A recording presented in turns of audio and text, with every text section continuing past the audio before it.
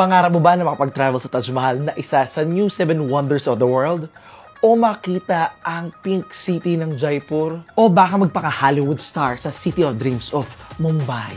O baka naman matikman ang authentic na Indian street food? Nako be, ito ang good news. Visa free na ang mga Pilipino sa India. As in, free of charge sa e-visa application ang mga Filipino passport holders para maging turista sa India. Kasunod yan ba nakatapos lang na bilateral meeting ni President Bongbong Marcos kay Prime Minister Narendra Modi ng India. Ngayong 2025, pwede ka na mag-avail ng 30-day single entry visa or 1-year multiple entry or 5 years multiple entry. Make sure lang na meron kang 4 to 30 days prior to your target travel. The visa processing is usually 3 to 4 days and make sure na valid pa ang iyong passport ng 6 months beyond your arrival date at meron ka pang at least 2 blank pages. At paalala ba na ito ay e-visa at hindi visa on arrival. So asikasuhin mo to bago ka lumipad.